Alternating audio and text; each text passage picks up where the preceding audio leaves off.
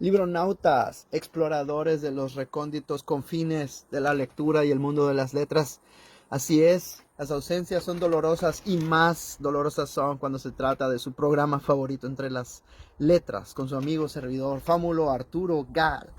Pero no pierdan la esperanza, ya estamos de vuelta con una reseña más de dos libros muy interesantes. Volvemos al mundo de la política con dos entregas del autor Peter Frankopan, un académico británico de estudios históricos de la Universidad de Oxford,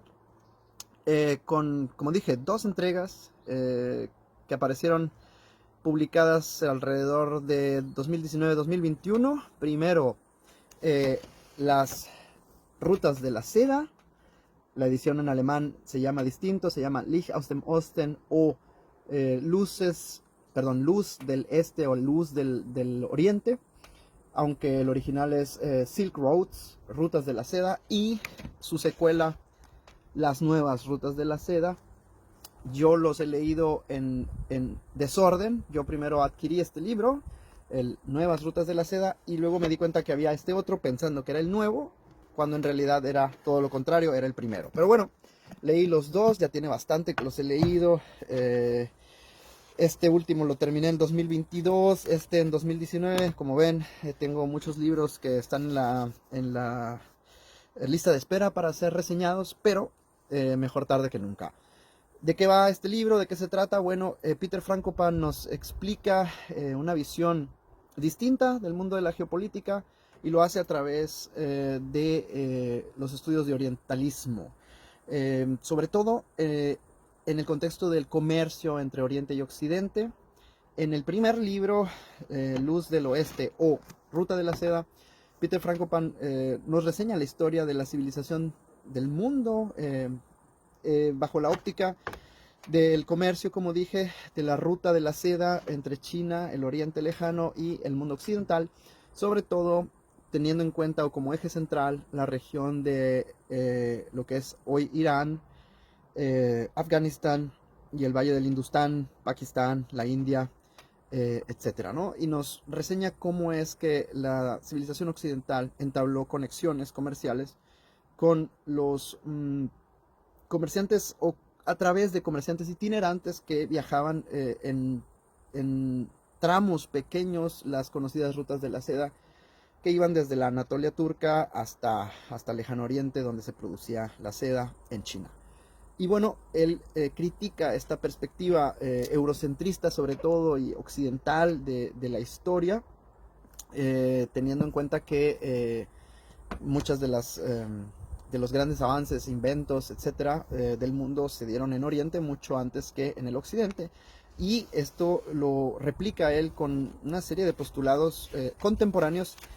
con los cuales él hace la argumentación de que el mundo, el eje central, el motor de la historia regresa al Oriente. Tengo una cita aquí donde dice que las decisiones que se hacen, que se toman en el día de hoy, las decisiones que importan y que se toman en el día de hoy ya no se hacen en París, Londres, Berlín o Roma, como era hace 100 años más o menos, en pleno mundo del neocolonialismo, del colonialismo clásico, sino que hoy se toman en Beijing, en Moscú, en Teherán, en Riad, en Delhi, en Islamabad, Kabul, inclusive en las áreas controladas por el Talibán, en Afganistán, obviamente, Ankara, Damascus y Jerusalén. El mundo que conocemos hoy ha sido y seguirá siendo formado, moldeado por las rutas de la seda. Fuertes declaraciones del compita Peter Frankopan, aunque difíciles de negar, difíciles de no aceptar, ¿verdad? Dice él que estamos viviendo exactamente nuestros días en el siglo asiático. Se habla de que el siglo XX fue el siglo de la Unión Soviética y los Estados Unidos, respectivamente, la primera mitad de la Unión Soviética y la segunda mitad de los Estados Unidos. Y hoy Peter Frankopan, un académico inglés, paradójicamente nos dice que este siglo es el advenimiento del siglo asiático. Muy interesante, hace poco vi un documental sobre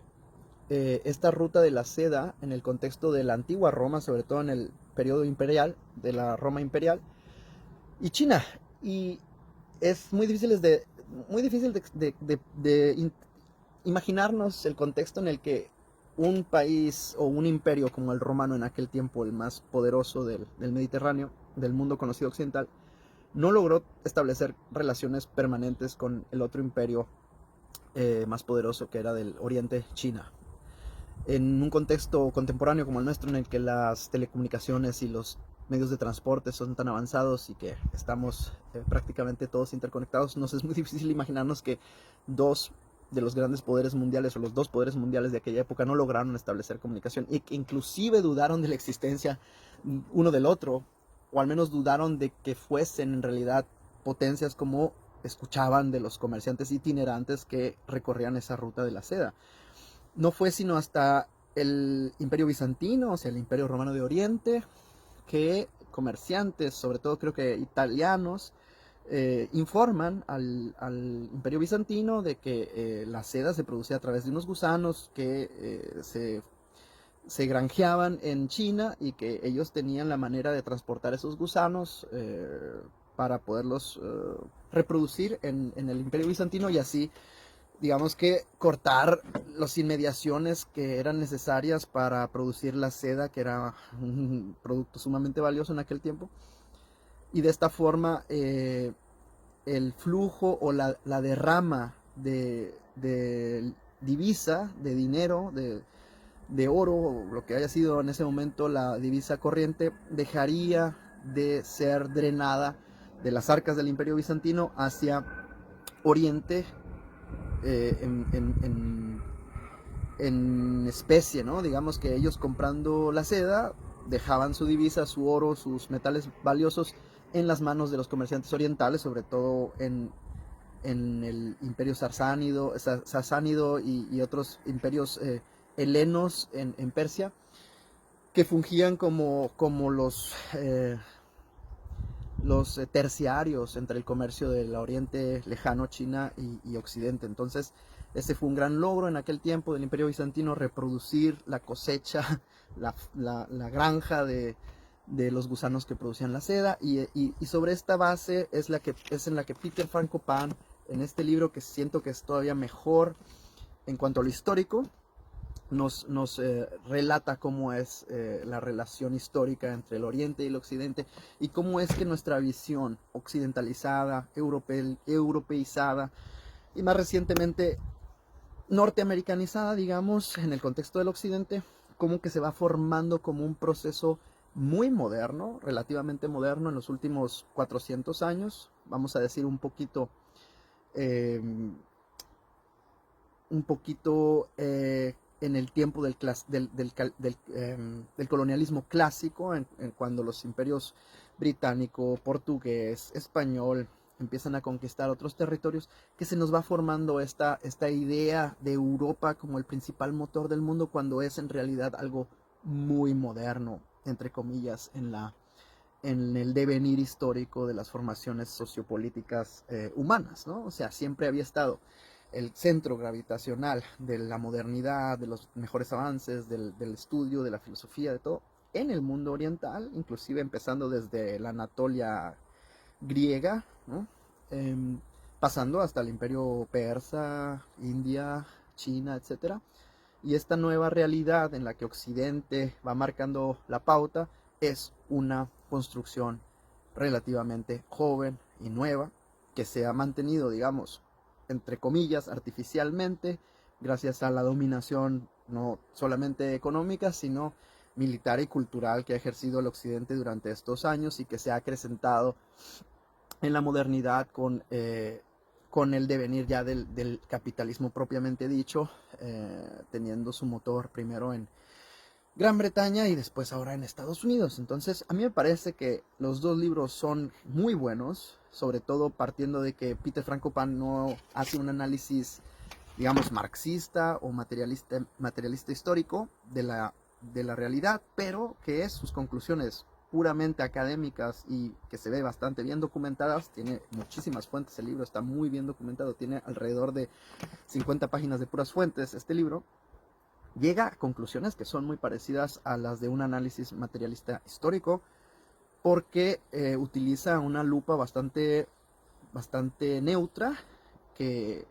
como dijo alguna vez un politólogo, eh, eh, ocurre que la realidad es marxista, ¿no? Entonces, cuando uno hace un análisis serio, académico, neutral de la realidad, utilizando herramientas científicas, pues llega a conclusiones muy parecidas a las que haría un marxista sin serlo o sin saber que está haciendo un análisis marxista utilizando las herramientas adecuadas. Así que, sobre todo para entender la realidad del mundo multipolar que se construye día con día, recomendaría enormemente ambos libros, pero en su orden correcto. Yo los he leído al revés porque no sabía. Primero las rutas de la seda y después las nuevas rutas de la seda, en donde, como dije, Peter Frankopan primero nos hace un análisis histórico muy detallado. El libro es bastante grueso, casi 750 páginas, y después se centra en, sobre todo, China y el nuevo proyecto de las nuevas rutas de la seda, que, por cierto, ahora con la ampliación de los BRICS cobra una realidad o una dimensión global. Ya no hablamos de las rutas de la seda particularmente refiriéndonos a ese territorio euroasiático de China a Occidente, sino a un constructo eh, subjetivo en el que nos referimos al mundo global, con la inclusión de Argentina, por ejemplo. Ya las rutas de la seda se magnifican en lo que es los BRICS, este grupo de países que van pujando hacia arriba económicamente hablando, y conectamos ya, por así decirlo, el mundo entero. Aquí en América con Argentina, la inclusión de Arabia Saudita, que era y que ha sido históricamente hablando un socio de los Estados Unidos, inclusive Argelia ahora, no, perdón, Etiopía, ya es un mundo de los BRICS global. Ya no es solamente un país por aquí, otro por allá, sino que se está eh, esparciendo esta red, y a su vez esta dinámica pues refleja lo que Peter Frankopan conceptualiza como las nuevas rutas de la seda, que no es ya un concepto geográfico, sino abstracto, ¿verdad? Una idea más bien, una filosofía de orden mundial, sobre todo en las relaciones comerciales y las relaciones diplomáticas entre los países, que engloban un proyecto liderado. No se infiere de esto, no lo dice el autor, que es digamos que los BRICS es un proyecto chino, pero que se entiende que China liderea este nuevo orden multipolar, o que está pujando por entablar un nuevo orden multipolar que es un contrapeso o es una alternativa a las relaciones comerciales que se habían formado, sobre todo después de la caída de la Unión Soviética, o que se habían reforzado y se habían ampliado al espacio postsoviético después de la caída de la Unión Soviética, a través de las instituciones mercantiles y bancarias mundiales como el Fondo Monetario Internacional, el Banco Mundial y otros organismos controlados obviamente por los Estados Unidos y sus socios, lacayos y sirvientes de la Unión Europea y de otros países periféricos como Australia, Canadá y Japón, Corea del Sur, etc. Bueno, así que no me queda más que recomendarles ambos libros, disculparme por mi larga ausencia. Sé que ustedes sufrieron de noches,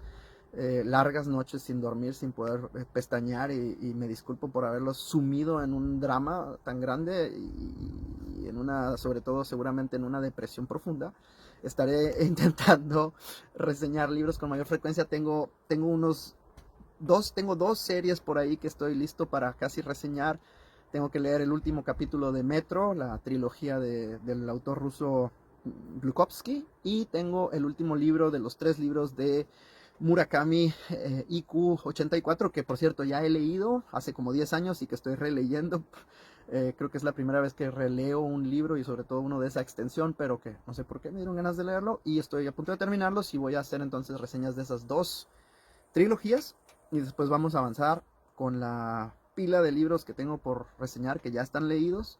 Se viene una buena pila de libros de Luciano Canfora, un autor marxista italiano genial, y esas son las 3 próximas reseñas que voy a estar poniendo. Les voy a dejar el link aquí para una conferencia que hace Peter Frankopan sobre estos 2 libros, sobre todo, bueno, son de los 2 de hecho, y déjenme sus comentarios ahí, y bueno, si tienen propuestas, también tomo solicitudes de libros para reseñar. Y un saludo a todos y disfruten del buen clima que tenemos acá en Alemania. Espero que donde quiera que estén viendo tengan un clima tan bueno como el mío. Adiós.